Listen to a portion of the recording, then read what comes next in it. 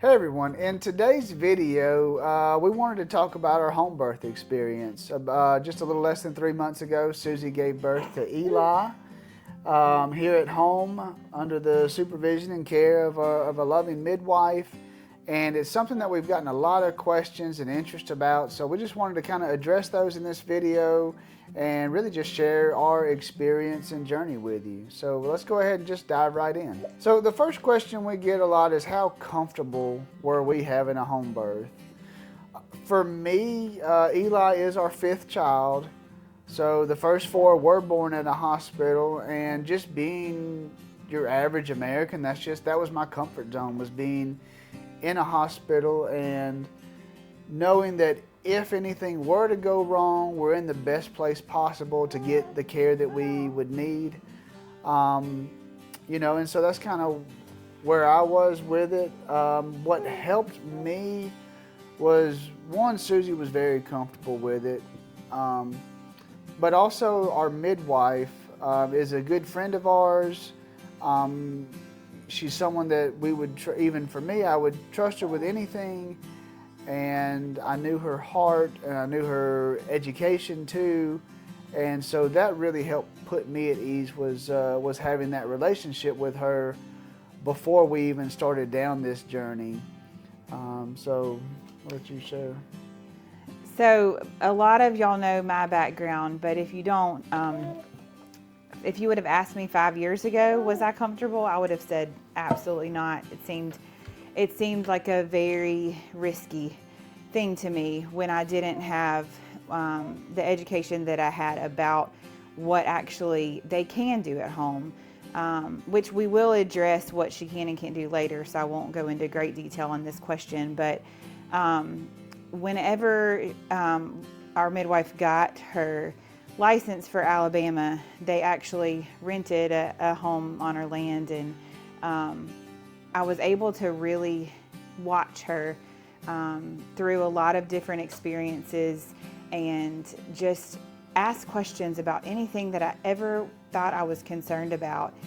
And she never once tried to convince me that I needed to have a home birth. She just gently answered my questions, and everything really came down to something that I was comfortable with when I learned actually what they could do at home.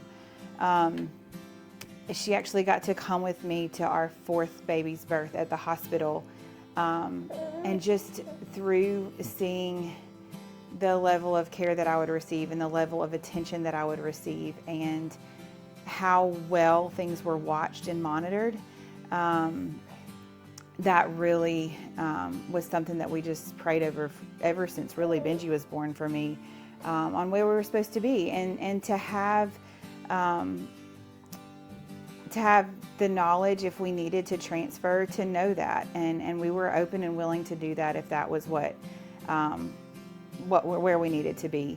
And you're constantly obviously screened throughout your pregnancy to determine if there are any risk factors, and of course monitored so closely during the birth to see if there's any reason to transfer.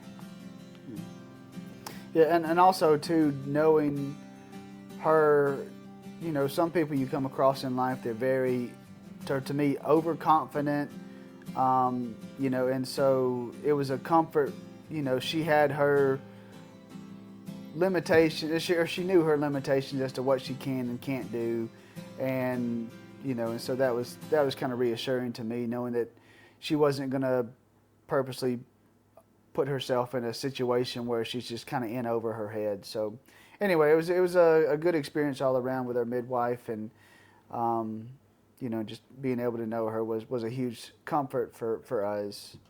So the second question is, where were the other kids during the birth? And as mentioned, Eli's our fifth, so we have four other children, and they range between 17 and 5. So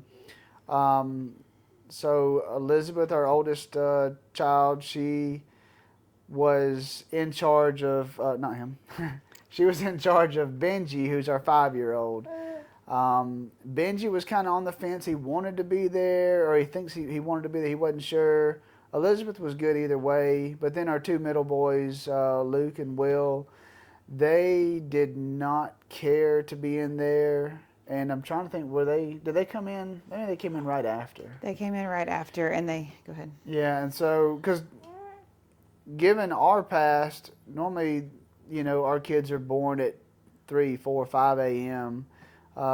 She tends to go into labor like, when I'm trying to go to bed, and really inconvenient, but, anyway. But so we were kind of thinking that this would be the same way, and all the kids would be asleep, and they would just wake up the next morning and there'd be a new baby brother. But with this one, you went into labor at 4. Oh, 4. Okay, 4. 4:40 is when crampy, but it wasn't full active yet until closer to 6. So we communicated with the midwife and the doula and everybody, and I guess she showed up around 6:30 or so. Well, it was Maybe 6:15 when I called her, and it was 7 when she got here. Okay. So, yeah, it was about 6 when it was really active labor that I felt like. Yeah, and so he was born at 8:38. Yes, it was. I do remember that. Yeah. So anyway, so everyone was awake and well aware of what was going on. But Benji and Elizabeth, they did come in during the birth, and I think Luke and Will were kind of popping their heads in and out. But yeah, it worked out good. I mean, if we had 4 other kids that were under the age of 5 or 6, then that would have been a little bit more complicated. But for us with this one, we had 3 kids that were older that could manage themselves without supervision. So. Yeah, and it was really cool to me because, when I said I just kind of started getting real crampy, and there was an hour and a half where I knew, but it was still early, and I just was trying to make sure, because I had a lot of stopping and starting early labor. And so Will came up, and both boys were just really wanting to help set up, and they bring you we'll go to that in the setup, but they just really wanted to help get water ready for me and have the house clean, and everybody was just working together, and it was really sweet to see that and to see them be a part of this. Even though, of course, they didn't want to be when he actually came out, they still were a huge part of getting ready for him. And afterwards, just having our whole family to just see him right after he was born, was really special. And it's just an experience that we got to talk about, for the rest of their lives, and very thankful for that part. So. Yeah. So the next question that I'm going to let Susie answer, because this will be more hers, is how did our prenatal visits with a midwife compare versus the hospital? So one of my favorite parts was that every visit was just you in the clinic with them for an hour at least. There was an initial visit that was 2 hours, and there was one other one I think that was 2. But it was just really special to be able to sit in a room with somebody's undivided attention for that long. And I really felt again, this is no fault of the OB, but because of the way insurance is and the way that they're kind of forced to do things, which again, they would love to spend more time, but they have to see close to 30 patients in a day. So they just don't have the time that they have allotted as midwives. Just their setup is so different.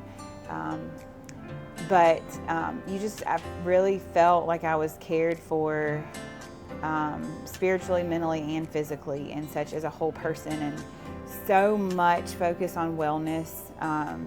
They can do everything in the office, like your glucose test, and I had NSTs done at the end just to make sure that he was responding well to all of my contractions, and they of course are checking your measurements and your blood pressure and all the things. I kept a food journal of what I was eating to see, if there was any nutritional things that we could work on. But it was all in a very positive light and all in a very encouraging way. And I felt very much listened to about anything. And I could have said the most bizarre request about birth or something that was important to me and Steve and our family, and she would have just said, I will, as long as it's safe, like she would support us in the best way possible. And I never felt like I was crazy or whatever for anything that I expressed. I felt like I could truly say anything that I was struggling with in that time. I did have to go, obviously, I did keep in touch with my OB through that and saw her for ultrasounds and other things too, which we'll talk about more. But so we still had a great relationship, and were able to communicate and make sure if I ever had any issues that I would need to transfer or deal with for her as well. All right, so the next question is, talk about the setup and the atmosphere, who was there, and just kind of compare our home birth versus a hospital birth.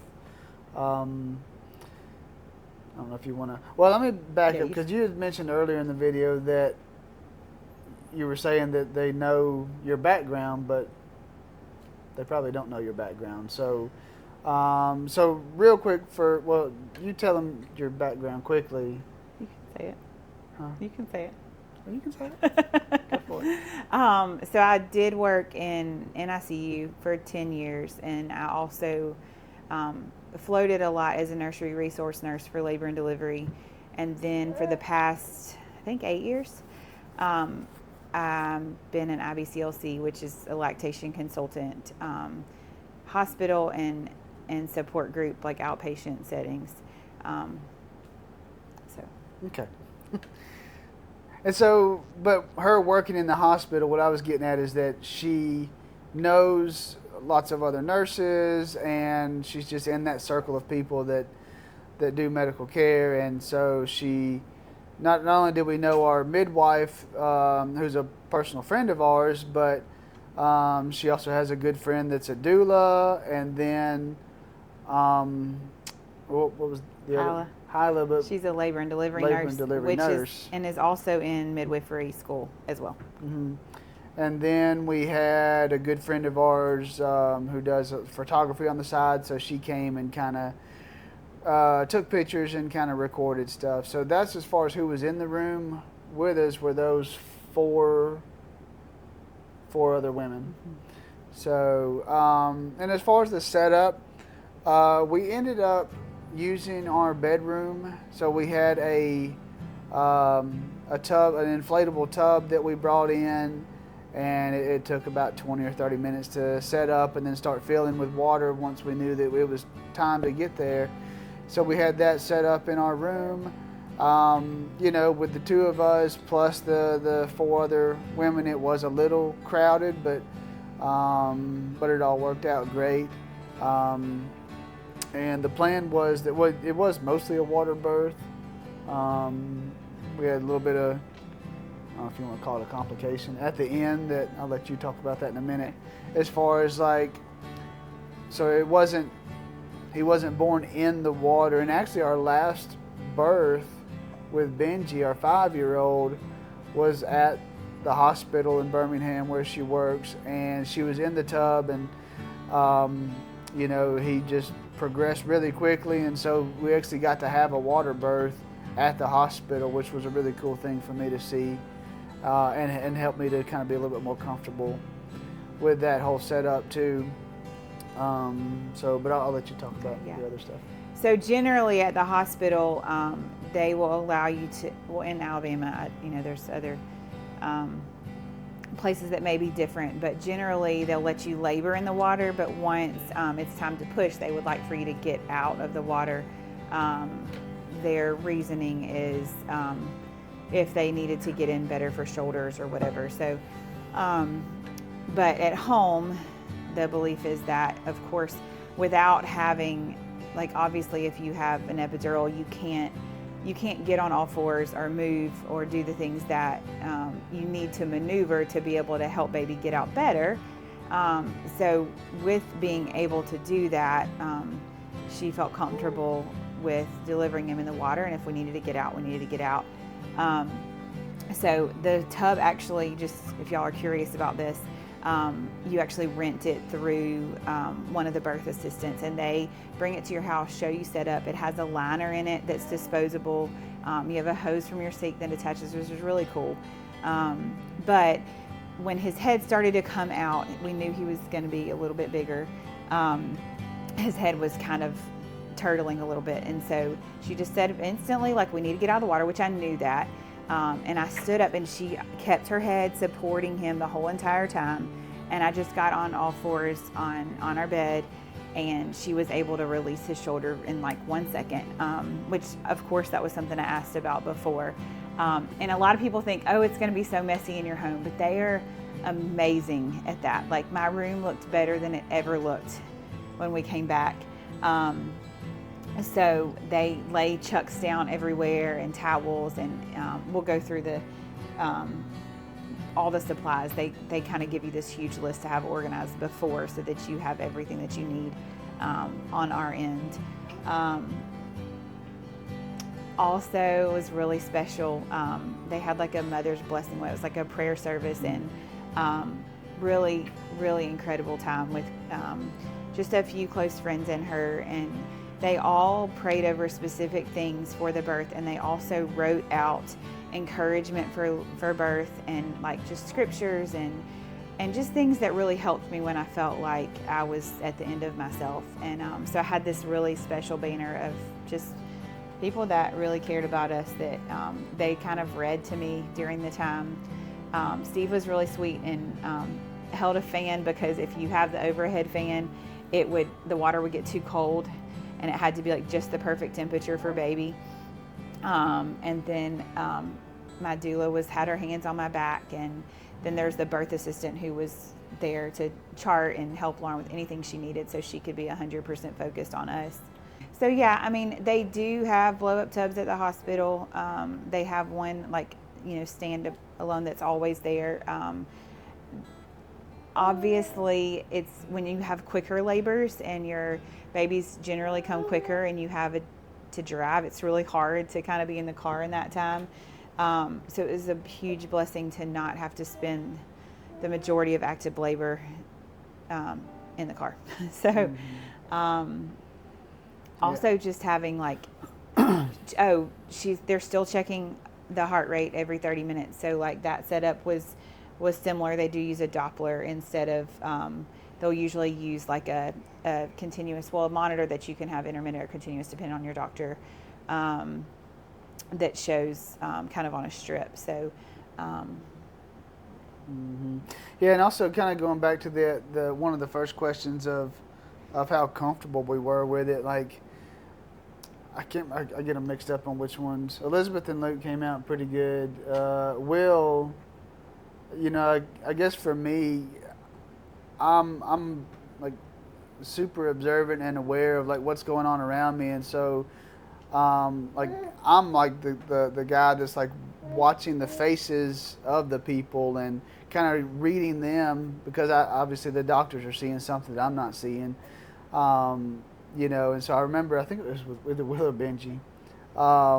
There was one of those moments where, I mean, the doctor, I mean, she was amazing, and and everything came out fine. But it was one of those moments of like, all right, you've got to do this now, kind of thing. And as a father, I guess it's kind of maybe a little bit uneasy with the whole birthing process in general, regardless of where we are or who's delivering. It's just one of those moments, and but with Eli, I was doing the same thing with Lauren.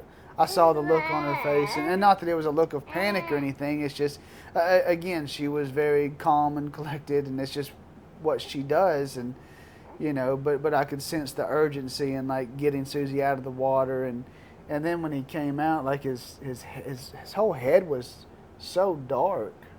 For like a split second there, like, me having one of those little panic freak out moments of like, what's wrong? But his color started to come in pretty quick. And again, I'm still, while I'm observing, I'm also observing, the reactions of everyone else. And they weren't panicking or freaking out over anything. And, and so which kind of helped ease my whatever about the whole process too.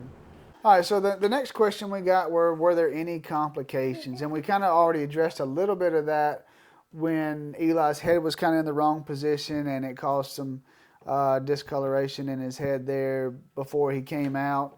But I'll let Susie talk about the rest of the complications that we had.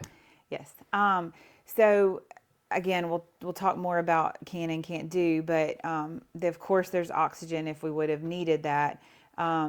And so I talked at length about with Benji and Will, I had some postpartum hemorrhage. So again, I knew that she was very capable of dealing with that at home as well, which we'll go into details about. But she had given me 2 shots of Pitocin and also like another oral antihemorrhagic, and then had manually removed a clot 3 times, and was amazing at managing it. Like, I felt fine. Everything was like stable. Kind of did not stop trying different things. It wasn't like this mad rush of it, but it was just a whole lot of clots that just didn't stop. And it was definitely like getting to where it was more than what, obviously, if she would have stayed with me, neither one of us would have been able to sleep, and didn't feel comfortable going home at that point. So we all just felt like it was better while we were still stable and everything was good. She was kind of maxed out at the antihemorrhagic stuff that Steve could drive me in overnight and obviously bring him with us and just have like a Pitocin drip overnight. And also we got a shot of Methergin there. But so it was really also another affirmation with how closely it was monitored and how careful she was and how overly precautious she was. And because of that ability to be so present and to only focus on me, things are seen so quickly and moved so quickly. So and it was really special too, because my OB was on call when we got there, and I've not been in labor and delivery a lot recently, but there's like 3 or 4 people that I still knew, and one of them was there. And they were just so sweet to me and so kind. And I think we were there like 8 to 10 hours. And we basically just like got CBCs and got those medications and rested some as much as we could and came home. And once we were home, it didn't even feel like we had to go in. And they had our room like so spotless and so beautiful when we came back. So that was really special too. Yeah. So also, I guess the next question, and this would be more for you too, is if you want to tell everybody like what a midwife can and can't do. Okay, so I hope that I have this right. Again, I would wake up and I would think of another question like across these 5 years. Some people wonder about like a prolapse cord, and I've had stories that they would get mama on all fours and call 911, and they would hold baby's head up the whole time until they got there. So as far as what I was saying about being able to intervene because of being able to move and because of the attention to that, attention to just you, they can do most things that you can do in the hospital. They do have oxygen, of course. They are NRP certified, CPR certified, can do like an LMA airway if you need to. And again, there's different midwives that you can talk to that have different training on different things too. They can't prescribe, but there are OBs, and I guess they deal with other people that help them have like antihemorrhagics, or like if your GBS, your group beta strep, was positive, you can actually have antibiotics prescribed for that to do at home. But it's, again, they don't prescribe it themselves. It is under their care, obviously, prescribed by physician. They don't typically they can't do like diagnostic ultrasound, so you go to your OB for that. Obviously can't do a C-section. But of course, if there was a need for that, they would obviously call right away, start you down the hall, make sure that I'm sorry, down the road, and make sure that the hospital was ready for you. So that's the main things. They have, obviously the assessments are the same.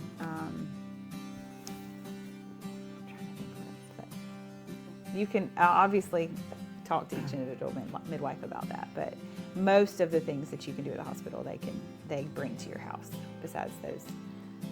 All right, the next question was like kind of talk about your postpartum care with the midwife, and what was that like? So they come and see you at 20, each practice may be a little bit different, but she came and saw me at 24 hours postpartum, also at 72 hours postpartum, and then 3 weeks you go to the clinic and you have a long hour consultation, and then also at 6 weeks. They're also available all 6 weeks. You can call them. Any questions you have, any problems you have, they are available by phone for that. She was, what I say over and over is, I noticed this with Benji, postpartum with the first 3, I really felt like I had to be Superwoman and go back to normal and do everything like as soon as I delivered that baby. And she just was so great at helping me to take care of myself and let others help, and just really reiterating how important that was for me to handle my mental health, my care as a wife and a mom, and how important that was long term to nourish myself and rest and let other people help me in whatever ways we could. And we talked about that all prenatally with how can we help you have a postpartum that is more restful and that you can be taken care of, and how can we pull resources in from other people. So just really transformed me to see the difference in how I felt and how I recovered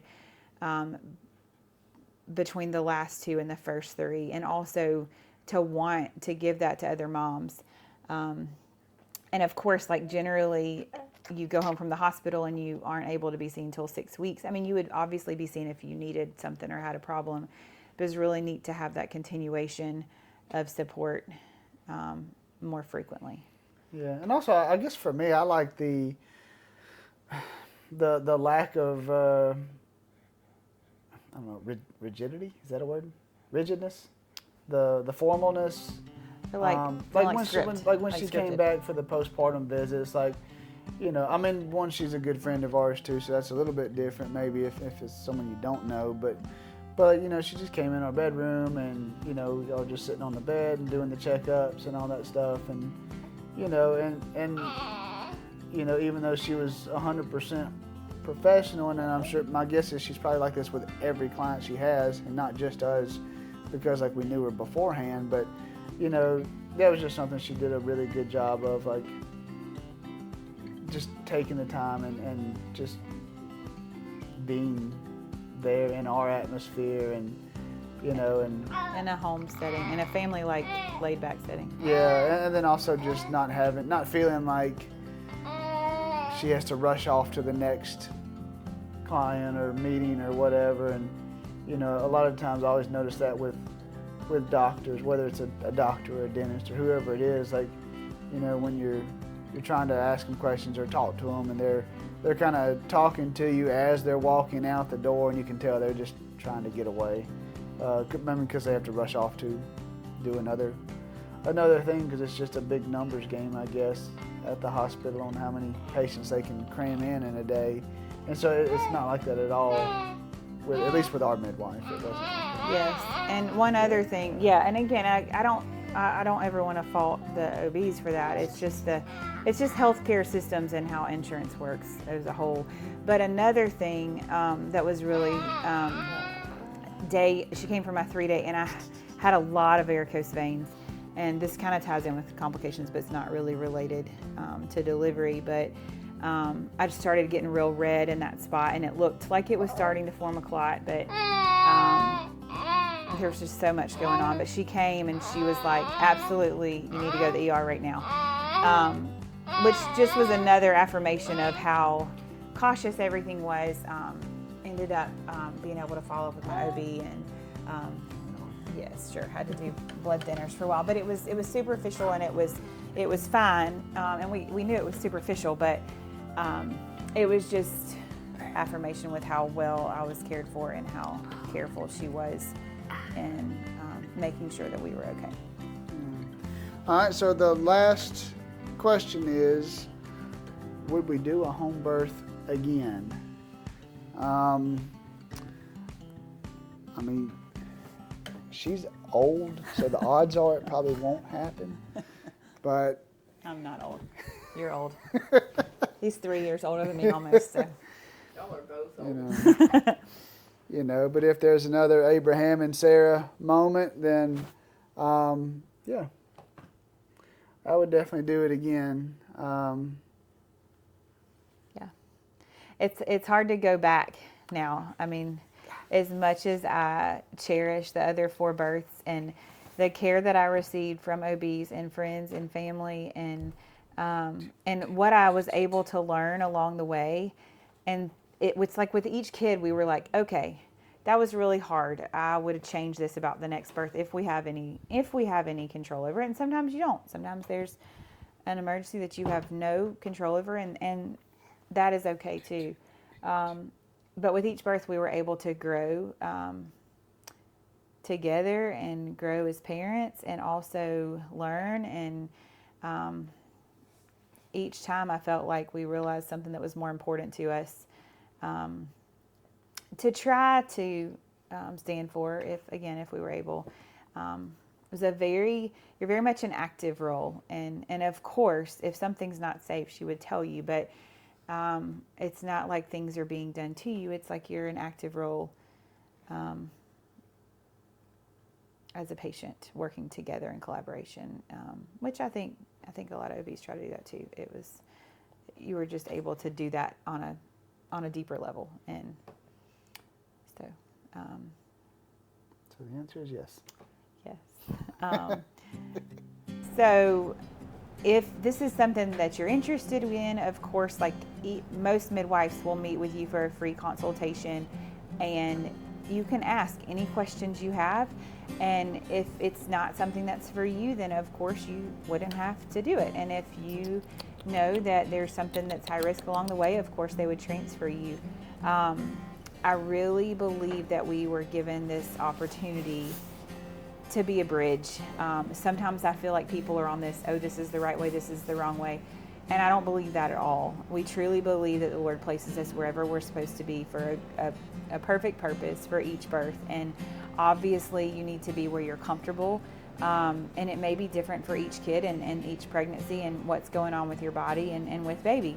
And I just really would love to see no disunity, but midwives and OBs in Alabama working together better, for the nurses that are at the hospital and people that are lay people, doulas, to really feel like they are a unified team and working together for the best well-being of the baby and the mom and the family as a whole. So I really am just compassionate about sharing that for that purpose, and let us know if you have any other questions. Yeah. Well, thank you for letting us share our experience and our journey with you. And if there's a question that we didn't answer, just feel free to drop it in the comments, and we'll be happy to answer that. And if you made it this far, you might as well subscribe to our channel, because we'll do a lot more videos that revolve around faith, family, and farming. So stay tuned.